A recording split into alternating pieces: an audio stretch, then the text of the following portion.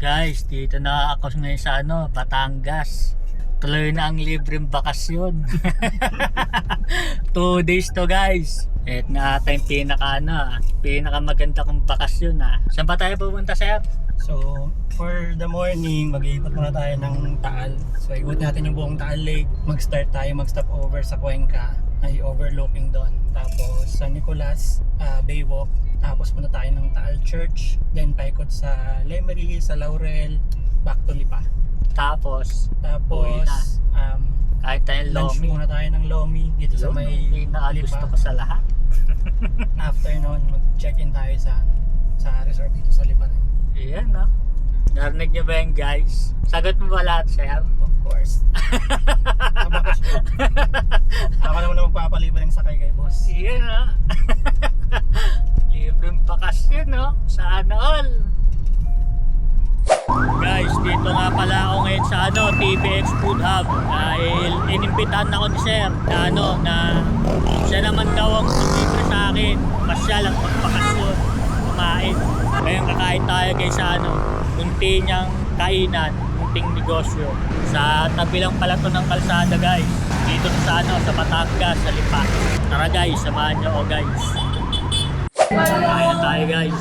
Naman natin itong crispy tumbo.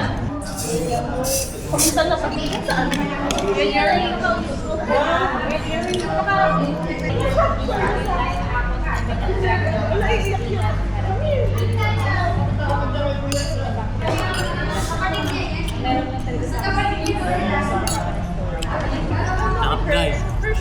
Kain kayo dito guys. Hello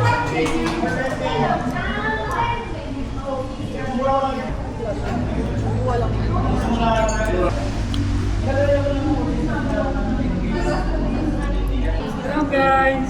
Saan tayo guys? Invite mo sila. Ako, makakaya naman. Hello po!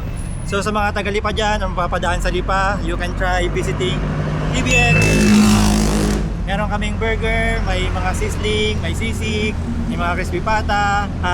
Almost everything is available. We have different brands and different choices for you. You can try visiting TBX Food Hub. Thank you so much! Solid dito guys, ang sarap ng pagkain. Kain kayo dito guys. TBX Food Hub, located po siya sa Marawi, Lipa. Katapat ng Olan's Place kung nansan yung LTO, BIR Pag-ibig. Katapat niya, tamid lang. Visit us anytime. Thank you so much. Hindi ako sanay sa pag-vlog pinagsasalita ako Hindi ako ready. Solid dito sir. Thank you sa 2 days na bakasyon. Siguro ito na yung baka nakatatak na to habang buhay sa sa isip at sa puso. Thank you. Ang bait ni sir, So, More power pa, more follows pa. Sobrang solid. Kaya ako siya inimbita kasi na-touch ako sa contents niya. Napakatotoo niyang tao, napakasimpleng tao. Naniniwala ako sa pinaniniwalaan niya rin. And hopefully, ma-bless niya pa yung mga magiging passengers niya, libre or not. I know na balang araw, magiging more powerful pa si Boss Leonard. Thank you so much. thank you din sir.